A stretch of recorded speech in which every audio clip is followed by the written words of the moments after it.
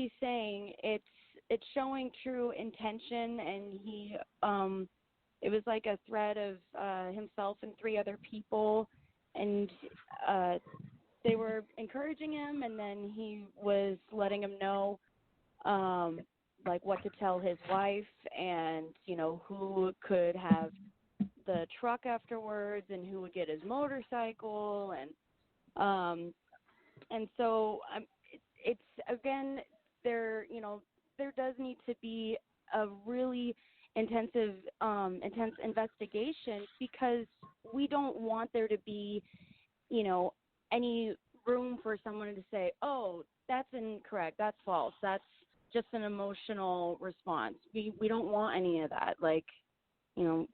Absolutely. Yeah.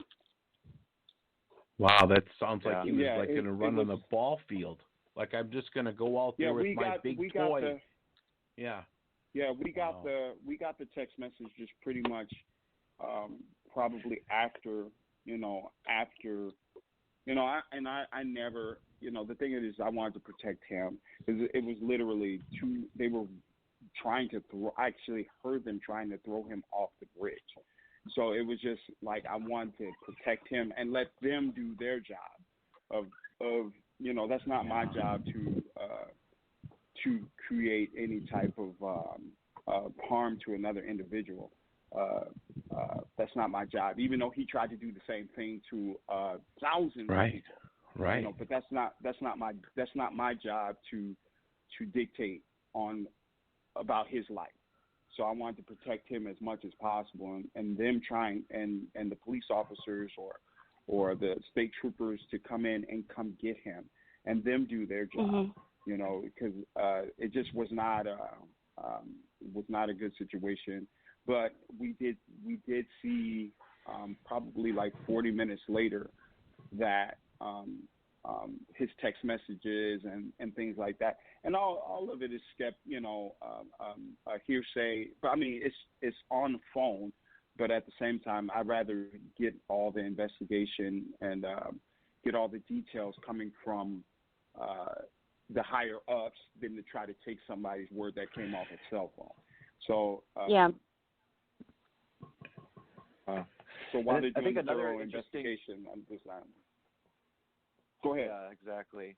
Yeah, and I think another interesting thing that I kind of, I guess, relearned is that, again, if you're just watching as an outsider, and whether there's all kinds of different comments on social media and everything, but some people might be okay with the protest. Obviously, nobody likes the violent rioting, and that's totally opposite of what the message is from the protesters and the demonstrators. But I think one thing that I kind of relearned is that it's not just people walking. Like, there's all kinds of very strategic, organized, methodical things going behind the scenes too. Like Mario, you were talking a little bit about, like, you were working directly with the city and the police officers and helping with crowd control. So you're kind of collaborating with them.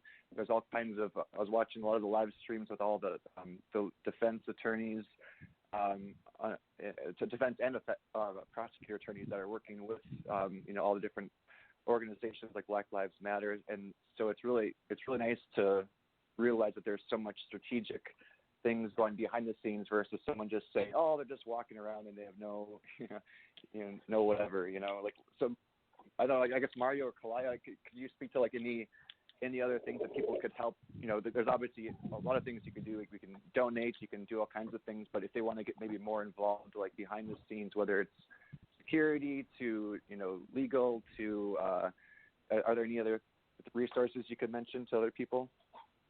I think reporting is definitely a necessity, like keeping the community in constant contact with each other. Like, if you see something that clearly looks harmful to people in the community, local businesses, it's so important that we continue to report those things, to really, and especially like, for instance, American Indian Movement, fellow natives, they, just like protesters and marches, they talk with the city. They let them know exactly where they're going to be, what their intention is, and who is going to be with them. And that's part of the community really working together and making sure that this continues to be a safe place for everyone. That's great. And Kalliah, for people who don't know about Kalliah, she's part Native American, and she was very heavily involved with Standing Rock. What do you call it? Maybe if you want to, I don't want to say the wrong names of the group or anything. Well, at Standing Rock, we were standing against the Dakota Access Pipeline, and I was there. I was there at Ochete and the entire time, I mean, there was something so incredibly powerful there. And when you got there, you were required to take an orientation where, they went over very strictly, just like absolutely no violence, no weapons of any kind or anything that can be considered a weapon. And this is peaceful. And even though we were getting fired at with guns, one of my friends, he came back and his fingers were shredded down to the bone from water cannons. And then, of course, there was tear gas and rubber bullets. People were being put in cages, but still, the entire time, we refused to give in to violence. We stayed peaceful, and today there was actually a victory. It's years later, but it was a victory. We won in court. Good. Wow, that's awesome. Wow, God bless for all you guys do, all the activism. I mean, my take coming into this discussion is I'm in Milwaukee. I'm not there. I'm not going to give any of my outside opinions, but I did see the Angels, my friend Mario. When that tank, when that truck, it looked like it. As that came down, we're like, oh my gosh. But it seemed like everybody was moving around, but something kept everything together. I'm just watching it on the news. That's what I'm trying to say. I'm not going to get on here and tell everybody what I think. I think that's a lot of the problems we have a lot. You guys know you're there. You're living it. I'm not living that life or, what's happening for your world. And God bless what you're doing. Thanks for coming on the show and sharing this today for everybody. That's the job of everybody. Everybody has their opinions, and the thing is like we want to always use factual things, factual information. Don't go and just have your own opinion. It doesn't matter what side you're on, the right or the left. We want to stay middle, I think everybody should be middle. I know we're going to have people with, right and left decisions, but at the same time, the thing that should be the main thing, and that's what I've been saying, over and over again. We want to keep the main thing the main thing. The main thing is George Floyd, and everybody else that has lost their lives to police brutality. We want to keep the main thing the main thing. It's not about Trump, or it's not about what you feel like on the left or what you feel like on the right. The middle ground is George Floyd and whoever has lost their lives to police brutality. We need to change that. We need to change the temperature of that. And so we are in the front lines of trying to do that. We are standing in front of my fraternity is standing in front of the government officials, the mayor's office, the local officials. We're standing in front of them and saying, this needs to change immediately. We don't have days. We don't have hours. We need this to change right now. Or you have seen what has happened. We need to have a win in this situation. We need to have something to go on. And I believe they're hearing us. I really believe that. And that's why things have changed expeditiously with another county attorney. Again, I was saying earlier that Attorney General Keith Ellison is one of my fraternity brothers. And now he's the lead attorney on the case. Also, things that have happened as far as the other things that has happened in the community. Them policing the north side now because they didn't have any because of the rioting and all this other things. They had to do other jobs, but we wanted police on the north side. We wanted them to come in the north side and stop the rioters from coming over there and doing harm to the people, not only to the people, but the businesses over there. They got a chance to do it one day, but we wanted to stop them from doing that again and again and again. So again, just being in front of the government officials and the local officials of pleading our case, and not only just pleading, but demanding these things be done. Now we're demanding right now that all the three officers be arrested immediately. We just do not have any more time. We do not have any more time for this to go on any longer. We need justice, and we need justice now. So I think these are the measures that we need to take to get justice. Yeah, I do not. Just on those three other officers, how can you watch?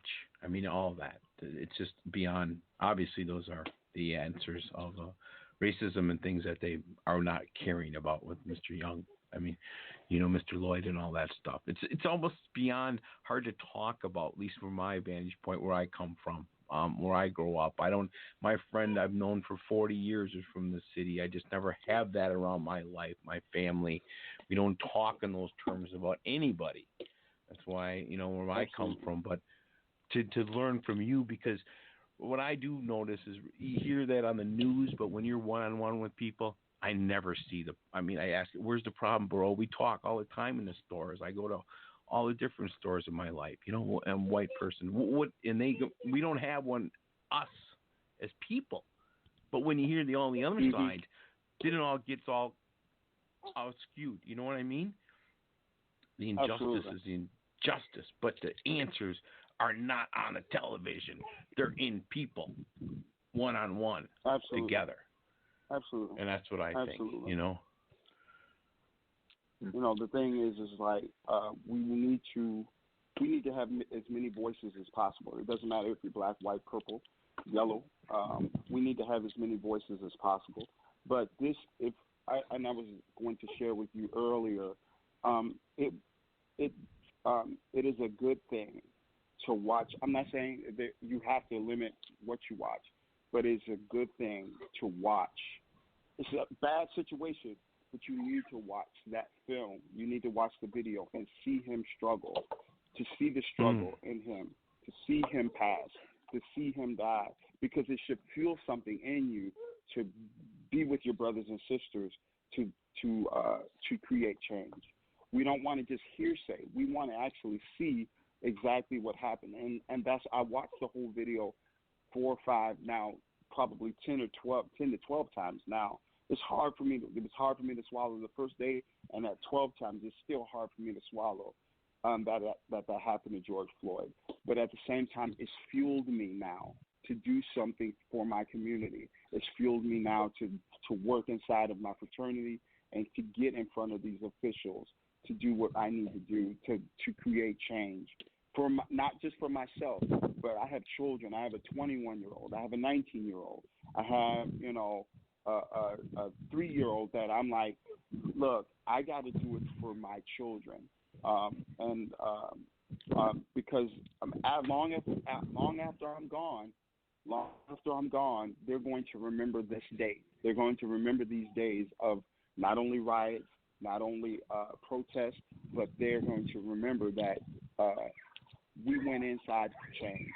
Not just for Minnesota, but for the whole world. For the whole world to see. So that's the thing, that I believe we all need to watch for history's sake. Because this is a part of history, for history's sake, and to tell our children, we lived this, we lived that, and we created change. We helped one another to create change.